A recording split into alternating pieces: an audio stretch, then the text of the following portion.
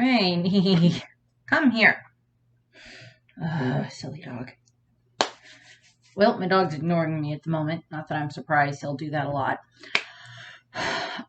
Okay, so this is kind of just, a lot of the One Piece videos I've talked about, before they had the whole break and everything were not necessarily on the happy side. I mean, like the reunion videos I did were kind of on the happy side.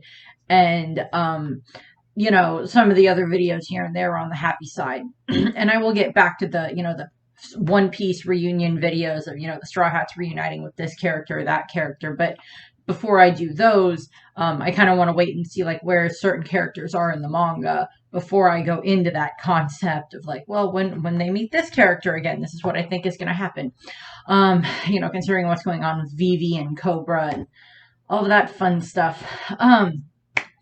So this is just me looking up random One Piece articles. I found an article that is 23 One Piece fans share their wholesome headcanons about the series. So this is from Anime Underground, and I wanted to see, it's like, I kind of read through the article and I liked it, and I'm just like, a lot of these are really sweet, and I just like, some of these are actually ones that actually pretty much make sense in my opinion, or that like I kind of agree with in some of them.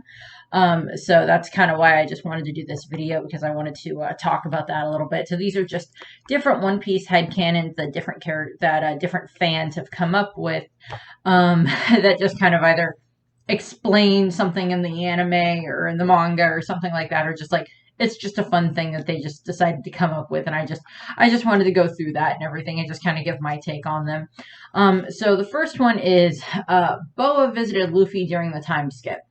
When he's training on Ruskaina and everything with Rayleigh, which, I mean, that's really not that far of a stretch, in regards to, stretch Luffy. That's not really much of a stretch to go on, considering the fact that we do know that at least, she would probably show up every now and then, because I know that they, like, delivered food to the island, I believe, to a degree, like supplies every now and then, just to make sure that Luffy and Rayleigh had the supplies they need. And, she kept, proposing to him again and again and again, and he's just like, no. But they do seem a little bit closer by the time, like, he heads off to go back to Sabaody, and they do have the 3D2Y movie or so that's, like kind of the 18th month time, where they have to go deal with Burn D World and everything. And I'm aware that is not, that is not a canon movie, but it is kind of like a fun movie that they do. That kind of shows a little bit more of like, shows how far Luffy's progressed in his training, but not where he will be by the time he, leaves Ruskaina to go to Sabaody. And, join back up with his crew. So there's a little bit there, but, it shows that Luffy and Boa have gotten closer. And, I've still said this, Boa is not one of my favorite characters in One Piece by any means. Yes, she's beautiful and she is strong, but I can't get past her personality issues. I just can't. I'm sorry. Next up on the list, we have, Sanji's bandage on his arm, which is, after Whole Cake Island, when they're escaping, Sanji has a bandage on the outside of his shirt, and according to the headcanon, it was, during the Reverie arc, the reason Sanji, was wearing a bandage on the outside of his, shirt was because Luffy was so excited to have his cook back. Okay, follows Luffy's logic. He kept grabbing onto Sanji's arm and reopening the bullet wounds. Chomper eventually wrapped a bandage on the outside of Sanji's shirt to remind his captain, hey, Sanji got shot here. Luffy, don't grab his arm, which I just find adorable. Because we know how happy Luffy was to have Sanji back with the crew and everything, and have him back where he's supposed to be. And, they just got out of Whole Cake Island, and they just lost Pedro, so he's, very happy to have Sanji back and everything. But Luffy also is kind of the one that sometimes forgets that sometimes his companions are hurt if he doesn't actually see, like, the physical reminder of, like, the bandage or something else that will physically remind him that they have been hurt recently. So, yeah, bandage on the arm makes sense. Next up, another Sanji one. Sanji wears pink because it reminds him of Reiju, which I really like. Every now and then we do see Sanji wearing pink. The main one is during Skypiea, of course. Sanji wears like this floral pink shirt or whatever that he has. Kind of looks like a Hawaiian shirt. Um, and, back during Skypiea and such, and like the first part of the story, we have no idea that Sanji has any siblings out there, let alone a sister. We're led to believe that he's at least an orphan. And take that where you want it. But I like the fact that some people are just like, no, once we find out about Reiju and the fact that, she wears pink and that she is the only sibling that he at least had somewhat of a good relationship with out of his 4 siblings, that him wearing pink reminds him of her because she always wore pink. And of course her hair is pink. So I can kind of see, like, yeah, I can definitely go with that as, like, that's a good headcanon. I like that. Sanji wears pink because of Reiju. I do hope Reiju shows back up again, like, actually reunites with Sanji at one point in time, and I'll probably end up having that as one of the One Piece reunions at one point in time, kind of once we get through the end of the, once we kind of see where everything is after Wano. Depending on when this goes up, Wano might be done by then, I don't know. And see kind of where everybody is. Next up, we have the manga color spreads, which I really love the manga color spreads on the top, every now and then Oda will do like the big color spreads of the Straw Hats having some random adventure. And I like that the headcanon is that, no, these are just photos that the Straw Hats take when they're on other islands in between the main islands. Like, the one that they use in the article is like the Straw Hats kind of dressed as Vikings a little bit, kind of, or like junglemen kind of dealing with like a giant mammoth. Which I'm just like, yeah, okay, I can buy that. That like they just happened to find an island that had a mammoth on it, and it's not one that's worthy of like the whole story, but it's just like, Oda just draws the fun bit, which I like because there's so many different fun color spreads that they do, and I wish that and I know they kind of used to put them a little bit into like the anime openings. They would kind of work some of the color spreads into the anime openings, and I really liked it when they did that, or like the endings. I liked it when they used to do that, and I know they throw them in every now and then, but not too often. But I just like a One Piece episode that is just like, I don't know, 5 minutes here, 5 minutes there, just like them all being on like, whatever color spread island and just like, having fun. I know there is one that it was a color spread, and it was like a 3 or 4 page color spread because it was like, and it was back, I think even before like Frankie joined the crew. I think it was just like Robin was the most recent crew member possibly. And like they end up playing these instruments and then all these like rainbow colored sea kings fly out of the water. And Luffy's like, darn it, we didn't catch any of them to eat. And it was just funny. And I'm just like, yeah, no, that's funny. I like that. But like, yeah, just seeing, the cover pages show another thing that I really like is it shows just the Straw Hats bonding and hanging out and everything like that. Because it's, it's stuff you don't get to see in between the big main adventures. I wish we saw a little bit more of the Straw Hats relaxing, even if it was just like, I don't know, a filler episode where we just see the Straw Hats around the ship relaxing, having fun with each other, playing, kind of what you see a little bit in like the openings every now and then where you see Usopp and Luffy and Chopper running around the ship having fun, or Robin and Nami sitting and talking and having tea, and while Robin's reading her book, or Frankie and Usopp inventing, or like Brook playing his violin in the background, or Zoro sleeping on the deck, which happens. 1 second, I actually think I missed one here, possibly, maybe, nope.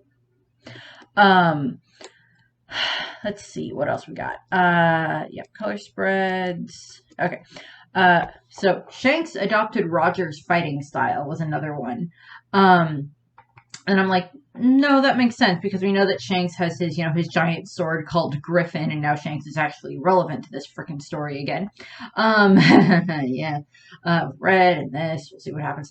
But yeah, it makes sense that he would have, kind of watched Roger's fighting style since he grew up watching Roger and kind of idolized him and everything, and kind of wanted to emulate Roger in certain ways. And yeah, if Shanks doesn't have the will of D, I will be extremely surprised. So we see that a lot, with like, it's gonna, hopefully whenever we do see Shanks show up again, he'll be able to, he can like, show us exactly what's going on or whatever else is going on in regards to we'll hopefully get to see the way that Shanks fights at some point, as opposed to just like the brief clash we saw him have with Whitebeard way back, pre Marineford. Let's see. Ace's necklace. So the one behind this one is that it's Dawn gave Ace his necklace while he was sleeping a few days before he left set sail.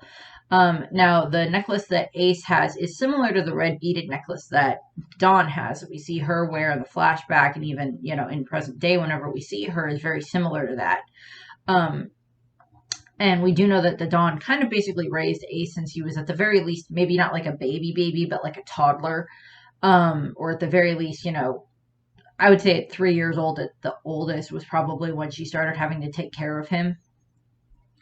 And, she's raised him and everything. And, she raises, of course, Luffy down the line and then Sabo for a while as well. And I do like that on one of the cover pages, there was like someone requested Oda draw something, and it was Dawn dreaming about Luffy, Ace, and Sabo with them being kids again. And of course, I think at that point in time, whenever that chapter would have come out, they would not have known yet. I think that that Sabo was still alive. But even at that point in time, Ace was already dead. So it's Dawn dreaming about her 3 boys that she helped raise. And in her mind, possibly at that point in time, 2 of them are dead. She knows Luffy is still alive, but Ace is definitely dead at that point in time, and possibly Sabo from her point of view, because they don't know that Sabo's alive yet. So we see that, which is just like, the Dawn. I'm sorry, Dawn. But, I've also seen artwork of like Luffy, Ace, and Sabo all showing back up at like the Mountain Bandit's house, and Dawn's just like, oh my god, they're alive! Just like, oh my god, you 3 are back here, you're gonna destroy my house again, aren't you? And she loves the boys. We see how angry she got with Garp after what happened with Ace, and how heartbroken she looked when she read about Sabo in the newspaper that he killed Cobra, or at least from their perspective, he killed Cobra. So we can understand that she doesn't want to see Luffy get hurt. She doesn't want to see Sabo get hurt again. And she misses Ace, and she gave him the necklace. There is another Dawn and Ace one in here as well. Another one. Sanji and Zoro's thoughts on each other. So the thought of this one is that Zoro thinks that Sanji is better than him, and Sanji actually thinks that Zoro is better than him. So it's this rivalry through. It's just like, I actually think you're better than me. No, I actually think you're better than me. Let's fight. Okay. And we see how much of their rivalry there is throughout the entire series. Starts off, at Little Garden and goes from there. Because before Little Garden, they really don't have a problem with each other. They don't interact that much, with that Arlong, and then at Arlong Park, and then in Logtown, and then they leave, and then, they go over the reverse mountain and into the Grand Line. And then they hit Little Garden, and then they start, competing against each other because we're going to go hunt dinosaurs. And we see that. And then, just throughout the course of the series, we just see them well, I'm stronger than you. No, I'm stronger than you. No, I'm stronger than you. And just I can take down more bad guys than you are. And every time I hear that, I'm just okay, we're going to go back to Lord of the Rings, where it's I think it's Legolas versus... I want to say Gimli is the name of the dwarf, and I apologize if I got that wrong for anybody that's actually read Lord of the Rings. I apologize. I've only actually seen the first 3 movies. I've not seen the Hobbit movies yet. But, there's the dwarf, and they count down their, their kill count. And a giant elephant is in that one as well. Giant battle elephant. But yeah, Luffy or Sanji and Zoro going up against each other, arguing over, oh, I have the higher bounty or whatever, oh, I beat the bigger bad guy or whatever, Why Zoro sleeps a lot is a fun one. And it's, the reason why Zoro is always falling asleep on the ship during the day is because he's up all night being the one that's on guard duty. So that way everybody else on the ship can sleep. Which I like that concept. But the thing is I think we've actually seen Zoro sleeping at night as well. Actually in the story, which is just also that kind of goes against it. But I think maybe someone else was definitely on, watch duty that night. So, and I mean, the first short time that they were all on the ship together, back in the East Blue, and then going forward a little bit, there weren't that many of them on the ship, so it would have been like, each night one of them at least has to be up guarding the ship. And now that there's going to be 10 of them, because Jinbei, although the shirt only has 9 of them because it doesn't have Jinbei on it, possibly 11 if Yamato joins, and whoever else possibly comes with them from Wano. I kind of wanted Carrot to join, but I don't think that's going to happen, unfortunately. And I kind of wanted, I'd be okay if Tama joined, but I don't know if she will or not. I don't know if Luffy's like willing to put her into that type of danger. But Zoro falling asleep during the day because he like stayed up all night guarding the ship. He also just tends to train a lot, so he could just also just get tired from that. And he's just like, okay, I just trained for 7 hours. I'm gonna take a nap on the deck and then just get covered in weird tan lines. So yeah, from his swords. Another one. Sengoku visits Law, which I went over this in my, I know I talked about something similar to this in my Father's Day videos, my Father's Day video for One Piece, and I think my Grandparents' Day videos for One Piece last year. Because I mentioned, of course I mentioned the fact that, like, Sengoku is basically Roshinate's adopted father. And like he raised Roshinate from when he was very young and everything, and then Roshinate goes off to be a Marine, and then possibly be in Sword. I don't know. We don't know when Sword started. Possibly, we'll see. But we know that then Roshinate ended up finding Law with the Doflamingo, with the Don Quixote family, and then of course taking Law away. And then of course they spent so many months together trying to find Law a cure. And, during that time frame, the two of them bonded quite a bit. And then at one point, I think Law does find out, Law, of course, finds out that, Roshinate is a Marine. And, of course, that kind of messes with his, opinions that he's had of Marines for several years at this point in time because of what happened with Flevens. But Law, like the one time that we see Law and Sengoku interact with each other is, of course, near the end of Dressrosa, when, like, this, when Sengoku and a bunch, and it was Sengoku and Suru and like several other Marines showed up to, see what's going on with Dressrosa and everything. And, Sengoku and Law end up having like this conversation. And it does kind of go into a little bit of like, is Law in Sword? Is that why Sengoku let him escape? Because he knows that Law is in Sword. And, we do get the moment where it's just like, Sengoku tells Law, and I love it. It's just like, don't try to find a reason for why Roshinate saved you. He saved you because he cared about you, because he loved you. Not because it was the will of D, not because you were, some random sick kid that he met. He saved you because he loved you, because he cared about you. And I don't know, maybe somehow if Law is part of Sword, then he would have ended up spending possibly more time around Sengoku if Sengoku is a part of Sword as well. But it's just like, sometimes Law is definitely not amused by Sengoku at times. So we'll see what happens there.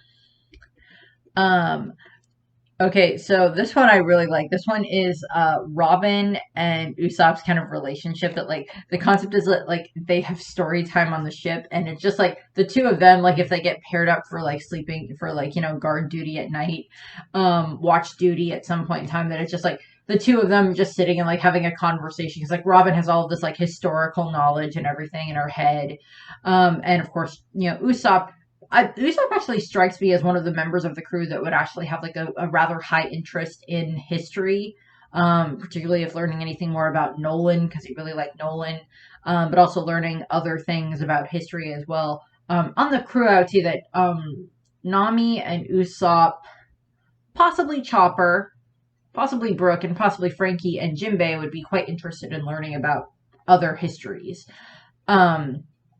And of course, Jinbei could always talk to Robin about like the history of the fishmen and give it from Jinbei's perspective as well. But like the concept for this one is that Usopp and Robin will like tell each other stories and everything, like her from her latest book that she's read, and then Usopp just come up with like a new adventure he's been on the spot, like one of the random ones he used to tell Kaya and everything. And eventually it's just like Robin goes a bit too grotesque and morbid and everything with like the story, and Usopp is just like, please stop, please stop, please stop. Please stop. I don't need to hear that anymore. I'm being scared already. And like we don't get that many Robin and Usopp moments. I mean, they get paired up together during Dressrosa and everything when they go to Green Pit, which I just found really fun because it's just like I like seeing the two of them together as, you know, friends and having to interact that way, and that's just fun. You know, seeing them. So we do kind of see that a little bit more during Dressrosa for the two of them. And just, you know, her just being nonchalant after Usopp gets hurt, but she's like worried about him, but she's happy that he's okay is also fun. The other Ace and Dawn one. So, the other one is, that at some point Ace has referred to Dawn as mom, and he's never been able to live it down. Either he referred to her as mom at some point in like a fit of like teenage angst when he like yells at her, was like, go away, mom, and leave me alone, or whatever. Like Ace shouts out or whatever. Or actually, in regards to Ace, I could also see it being that, not on like the him being angry, but at some point, Ace having like a nightmare, either a nightmare about losing Sabo or about almost losing Luffy, or just, you know, nightmare about like everything that he's heard people say about Roger and everything, and it just like he just has a nightmare, and like the only one that can calm him down is the Dawn. You know, maybe Luffy tries or something, but like the Dawn is the only one that can actually like calm Ace down out of this nightmare or something like that. I just that just kind of makes sense, and that like he just calls her mom, and like Luffy just like pretends not to hear it, and like the other bandits pretend not to hear it at that point in time, but then like some other point in time Ace calls to Dawn mom, and then Luffy and the rest of the bandits never let Ace live that down. um which would make perfect sense. um Next one.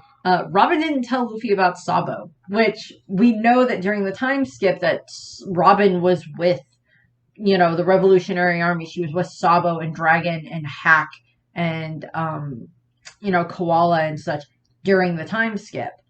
And, you know, she learned from Sabo that Luffy was his little brother. But then, you know, when, you know, Robin and the others met back up again, she never told Luffy that Sabo was alive because she wanted to leave the surprise to Sabo, so that way Sabo could reveal it to Luffy on his own terms.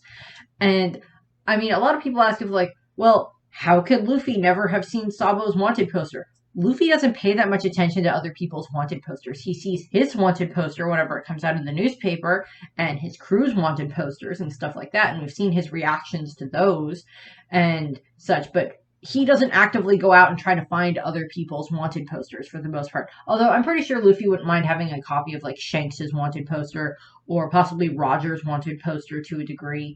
Possibly Ace's too, but you know, that would make sense if Luffy at least wanted to collect a couple of those ones for like people that he knows, that are, you know, people that are very important to him. That would make sense. But he thought Sabo was dead for 12 years, so it doesn't, you know, him trying to find Sabo's wanted poster doesn't make sense. And Luffy didn't even know who his own father was, or what the Revolutionary Army was, for the most part, until Garp showed up and explained that to him on, you know, in Water 7. So him not having an idea that Sabo was alive via wanted posters makes sense.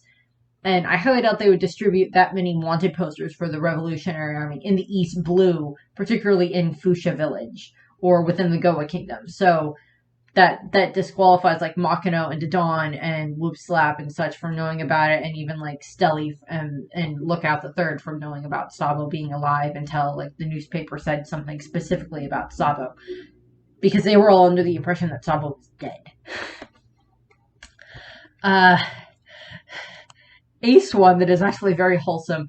Ace had a crush on Makino, which I'm like, I can go with that. The main interactions that we see between Ace and Makino are, of course, when Makino first shows up, you know, to bring like some clothes and whatever for Luffy, and that's when she like meets Ace for the first time. When her and Whoopsop show up to do that, she meets Ace for the first time there, and Sabo. And, you know, we see her trying to like fit Ace for like some new clothes, and he's just like blushing the entire time, and that's just adorable. And it's a, you know, we know that Ace asked Makino specifically how to do a proper apology, or not an apology, a thank you, a proper thank you, because Ace knew that at some point in the future he would end up meeting Shanks, and he wanted to be able to properly thank Shanks for saving Luffy, you know, even before Luffy and Ace were brothers. And we know that that happened, and we know that she kind of, you know, helps him with some of that. And I think she probably got some of those manners into Luffy as well, to a degree. So I can see that, like, you know, Ace having like a crush on her, and of course Sabo and, you know, Luffy teasing Ace about that for ages makes perfect sense in my opinion. You know, and I just like Makino anyway, and she kind of looked at Luffy, she looked at Ace and Sabo the same way that she looked at Luffy, as like nephews or younger brothers or something along those lines. I kind of put her in like the Mother's Day thing last year, which she was kind of like a mother to Luffy to a degree, but she was also, I would put her more of like the closer thing to like an aunt or like a big sister to Luffy. Next up, Smoker is a Garp fanboy, which I just find funny. The concept of this one is that Smoker is a Garp fanboy and follower of Luffy, partially because he wanted to live out his fantasy. And this fantasy is, of course, because a lot of people make comparisons between like Roger and Garp, and then Smoker and Luffy, because, you know, Garp was the one that brought Roger in, 23 whatever years ago, 24 whatever years ago, I don't remember exactly, but, you know, brought Roger in, and had been was mostly chasing Roger during all that time frame when Roger was, king of the pirates, and even before then. And, Garp, chased him. And then, like, now it's Smoker, because he's a Garp fanboy, he's, like, chasing Luffy, because it's like, not only am I chasing this boy that says he wants to become the king of the pirates, he's also been bothering me since he basically became a pirate, and he's Garp's grandson. So I'm going to chase the boy. And he chases Luffy all over the place. And, of course, nobody is going to be surprised at all if, like, final battle of the Marines or whatever, if, like, it's revealed that, like, Tashigi and Smoker are members of SWORD or something like that, and then they, like, turn their backs on, like, the bad Marines and end up helping Luffy and the Straw Hats or whatever, helping the Revolutionary Army. Or, like, I don't know, Smoker has the chance to kill Luffy, and he's seen everything that Luffy has done with Alabasta, with Punk Hazard, with other places that he's been to, and seen what Luffy has done for the people in those places. And I can see that maybe he has the moment to try to kill Luffy, and he can't bring himself to do it, because, yes, Luffy is a pirate, but Smoker has seen what Luffy is capable of. And maybe at this point in time, Smoker has seen the bad things that the Marines and the world government are capable of, and he lets Luffy go. I can see that happening in regards to Smoker and Luffy at some point. Mihawk one. We have a Mihawk one. So it's Mihawk copied Rayleigh is the concept here, and it's Rayleigh was the previous greatest swordsman in the world. I can buy that. I can buy that in a hell of a lot. And Mihawk is a fan of Rayleigh, and that's why he copied Rayleigh's coat in his prime. So it's like, yeah, we see that, like, Rayleigh had, like, this, really nice purple coat with, like, the flower patterns. And then, Mihawk kind of has that same thing. A lot of people also go with the theory that, like, Mihawk is Rayleigh's son, Rayleigh and Shockey's son. And I'm just like, I mean, maybe we could go with that, but I don't know exactly about that, because I don't remember Mihawk's exact age in regards to certain things that would have been going on with, like, Rayleigh at that point in time when, Mihawk would have been born. So don't ask me about that one, but I like the idea of, like, Mihawk's like, this guy's a really good swordsman. I like his coat. Find me a coat like that, except make it black all over the outside instead of, like, purple. So I can see that happening. Now we have a Roger one. Yay. Or not Roger, Whitebeard. Whitebeard is a protective father. We see the way that Roger acts with all of his, all of his, fleet commanders and stuff like that, and, that he treats them like his sons, and, like, Whitey Bay and whatever other, girls around them were like treated like his daughters and stuff like that. Um, but that, like, whenever any of them actually started dating someone, Roger was very protective over them. Like, he's like the father that's like, if any guy wanted to take Whitey Bay on a date, it was like, now you're going to have her back to by ship by 7:30 at none later than 10. You will do no such thing that she does not like. And if you find out that you did that, I will sick her brothers, I mean the rest of the crew, on you, and then I will come after you myself because you hurt my child. And like, I can see the same thing happens for like anybody else on the crew. For like anybody else that was part of the crew. It was like anybody else was like, if Ace went on a date, I could see that like whoever the girl was that Ace went on the date with, like Roger or Whitebeard just kind of like stared her down at some point in time, or like someone that went on a date with like Marco or Izo or whatever. I can see that entirely happening because that just like gives off very Whitebeard vibes of being that type of a dad. Now we have another Law one. Law's Odd Collection. So, this one is like Law collects polar bear merchandise, but keeps the collection well hidden, which we know how much Law really, really loves Beppo, and then of course Sachi and Penguin and the rest of his crew and everything. But I could definitely see Law having like a collection of like polar bear, either like figurines or stuffed animals or something like that, just because they remind him of Beppo, and Beppo has been part of Law's life for a very long time, and like he does that. I also just really like the way that Law and Beppo interact with each other, and Law's crew itself, like Law always tries to give up this very serious demeanor, and then his crew is just like, hi. Particularly when they all meet the Straw Hats on Zoe, they're just like, hi, we're the Heart Pirates. Well, they weren't singing, but like I could definitely see like how happy they were and everything. They were so happy to see Law and everything, and I just find that adorable. Robin's laugh. Okay, so when Robin feels down, the headcanon is that she will do the then she laugh that she kind of like got from Saul back when she was 8 years old. And it's that whenever she's feeling sad or alone or something like that, she does the laugh. And, we don't see that much of Robin's childhood after, her life after when she goes on the run. We know that she's on the run for kind of close to like 20 years before she joins Crocodile in Baroque work. So probably like, 16, 17 years to a degree that she's on the run, because I don't remember exactly how long she's part of Baroque works. But we know she goes from like one organization to the next, and everything is just on the run for a long time before she gets better at being able to hide and everything. And we know that she, was betrayed by a lot of people, and that at some points in time she probably just ended up being alone, hiding somewhere for either waiting for the Marines to leave or bounty hunters to leave or just something, and she just, hides somewhere and just, does the laugh just because she's like, just just to make herself feel a little bit better, and like remembering Saul's words about finding friends. And that's why in the series, particularly after you learn about Robin's backstory, anytime you see Robin happy and smiling, it just adds so much more to that concept of like everything that she's been through, and I love that. So this one, next one, Mihawk is a Zoro stan, which at some point I had to have someone explain to me what the heck a stan was, and it's just like a very, very intense fan. I'm just like, okay.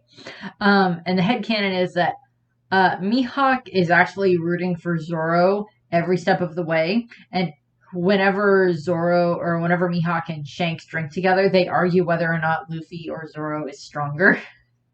And it's like, I think similar to how Shanks is rooting for Luffy every step of the way, it's funny for Mihawk to be the same for Zoro as a way to keep Shanks and Mihawk's rivalry going. They're arguing over which of their apprentices is stronger, which I just find this so hilarious and so believable because, we know how much Shanks is rooting for Luffy. Doesn't mean that Shanks isn't going to test Luffy, but it's like we see how much Shanks is rooting for Luffy, wanting him to like achieve his dream and everything. Rooting for him as best as he can. Um, that type of stuff. And we see that. But the thing is that the little bits that we see of Mihawk around Zoro, he's always criticizing him, but it's also he wants Zoro to get stronger, and I can very much believe that, particularly when it's just like, and I think you can pinpoint the two moments in the entire series where Mihawk actually, it's just like, okay, this guy has the potential, and it's when he fights him way back at the beginning in the East Blue, when he fights Zoro at the Baratier. And, when Zoro's, the, scars on the back are a swordsman's shame and everything. And, he's, we see, Mihawk kind of got a taste of Zoro's determination at that point in time.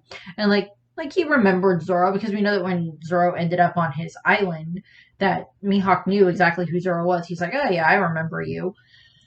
And then, Mihawk's just like, oh, go and fight the baboons or the humandrels or whatever, and then, we'll see what happens. And, like, Zoro goes and fights them, and then he comes back. And, when Zoro, gets on his hands and knees and bows and asks Mihawk to train him, Mihawk's like, why should I train you? You keep saying you want to kill me.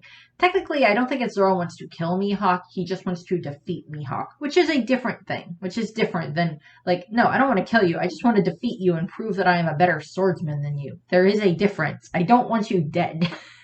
And, like, Mihawk saw this humility in Zoro, where Zoro was willing to set aside his dream in order for Luffy's dream, to be able to support Luffy's dream. And I think that's where Mihawk really started to have a huge amount of respect for Zoro, and like it just kind of has grown from there, like during the 2 years when they were training and everything, getting Zoro to learn hockey and all this other stuff. And like since then, it's just like he kind of keeps track of what's going on with like Zoro and the Straw Hats. He may have been keeping track of what was going on with them anyway, with like whenever they would get their new bounties and everything, after Alabasta and then after Water 7 and then, Enies Lobby and everything. And probably wrote about what happened at Sabaody and everything, and he's just like, well, I saw your captain at Marineford. I tried to slice him in half, but he pulled this weird clown down in front of me, and I sliced him up anyway. And then I got bored, and then I left. So it's just like he's, I mean, like, and Mihawk has like an interest in Luffy because he wants to see how strong Luffy is, but his more interest is in Zoro, and I can definitely see where that comes from. Another one that I really like. And as much as I do love ships in One Piece, this one is not anything to do with ships. This is just Luffy's hugs. And this kind of just comes from, like, whenever Nami feels down in the dumps or, she's just sad or whatever, she just goes up to Luffy and just hugs him for a little while. And I'm just like, I can so believe that because we know that specifically for Nami, and yes, I do ship Nami and Luffy, but this does not have to do with shipping because we've also seen Luffy hug other members of his crew as well, because we saw how happy he was to see Zoro when they reunited at Wano and everything. Like, he's just like, Zoro, and just like hugging him and everything. And there's like several other times where we see him hugging other characters. Like, we've seen him hug Boa a couple of times. And I was trying to remember. I know that he's like hugged, I think, some of the other members of the Straw Hats at various points in time. We know that he hugged Sabo and everything, of course. When he saw him again at Dressrosa in the Coliseum, that he hugged Sabo there. And there's a few other moments where like Luffy just hugs his crew or hugs his friends and everything. And the thing is that Luffy is rubbery, so it's just like if you hug him, even if you're like really angry and you just need something like a stress ball to squeeze. And, like, if it was for his crew or his friends, I don't think Luffy would have a problem with that if it's just, like, Nami is just having a really bad day, or, like, Usopp or Robin or whatever. She's just having a bad day. Like, too many bad memories are cropping up. Maybe Luffy's just like, you want a hug? And then, like, Robin's like, can I squeeze you? Just squeeze you until my anger's gone? That's fine. And then Luffy just acts as, like, a stress ball for the crew. That I can so see, and I would find that so adorable because that just makes perfect sense. Another one. If Luffy ever becomes a dad, Oh god, that is a scary thought in and of itself. If Luffy ever has children, he'll have like a dumb number of them, like 8 or something, because he overdoes everything. I've seen a lot of fanfics where it's just like, depending on whoever Luffy marries, it's like, oh, he'll marry Nami and they have a child and he names the child Ace, or he marries Boa and they have a kid, or insert whatever ship you want to go with, or the Luffy harem theory, I guess, too, if you want to go with that as well. Um, but that, like, if Luffy does have kids, yeah, he's just gonna have like either like 1 or 2 or like 7 or 9 or whatever. Um, and then like Garp that has to deal with them. If Garp is still alive at that point in time. Um, but the thing is that I think Luffy would actually be a really good dad to his kids, because he wouldn't do what Garp did with like throwing them into the jungle and everything like that. And I don't think he would abandon his kids the way that Dragon abandoned Luffy. So I would think that Luffy would just be like, okay, well, um, I'm gonna actually raise my kids. That just, unless Luffy dies. Luffy dying is the only reason that I can think of why Luffy would not raise his kids, or at least be a part of his children's life if he had any. Not that I want Luffy to die. I got 2 more, I believe. Last one is Luffy as an uncle, or is an uncle. And the theory is that Ace has a baby out there somewhere, and that Uncle Luffy will find him and raise him as a teen.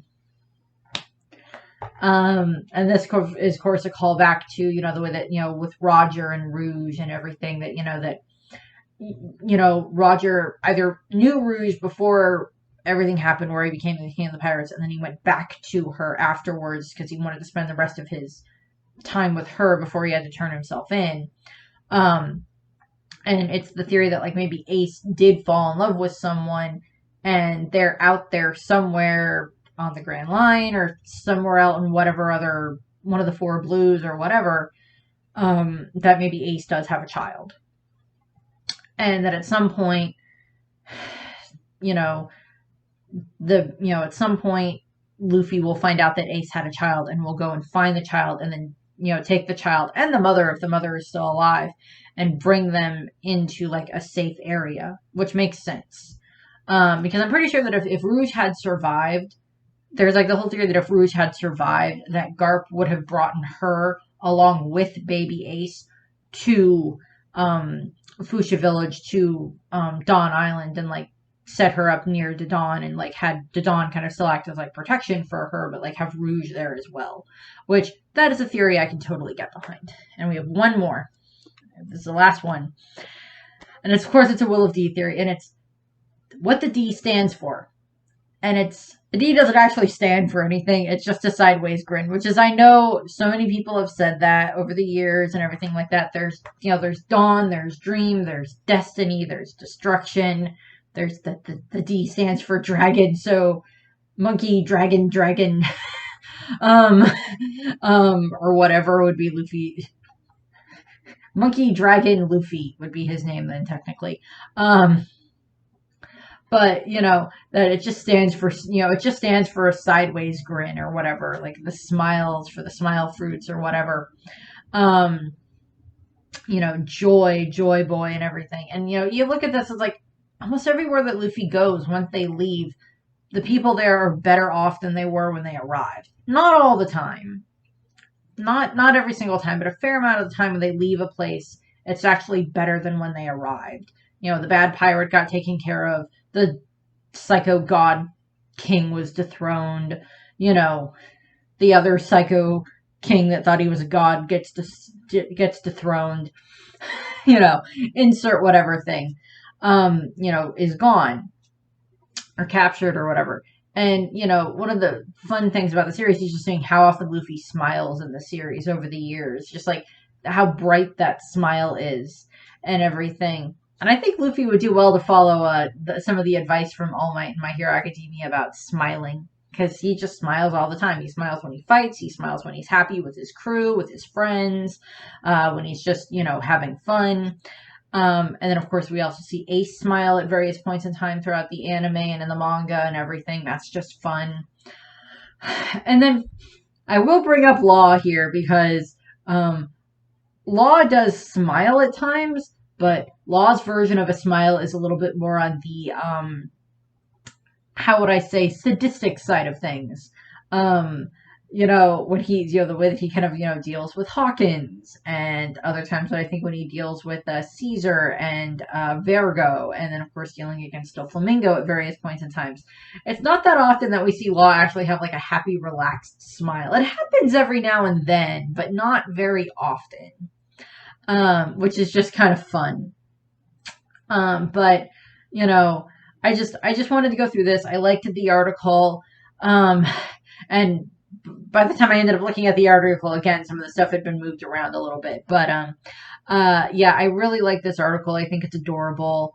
I will put the link in the article for the video in case you want to, read the article or look it over a little bit more yourself. I will make sure to do that. But just however you want to do that is fine. If you want to, that's fine. So that's what I have. I will have other One Piece videos coming out soon, hopefully. And I hope that you enjoyed this video. And if you have your own headcanons, you can put them in the comments or whatever. I would lean more toward wholesome ones, but if you have some more funny ones or a little bit more darker to a degree, because sometimes One Piece, a fair amount of the time, lends itself to having more dark humor or dark theories in it. But whatever you think is, your headcanon or whatever, go with that. That's fine. So that's what I have. I thank you for watching, and I hope that you have a nice rest of your day. Bye. I thought a musclehead like you couldn't understand sentences.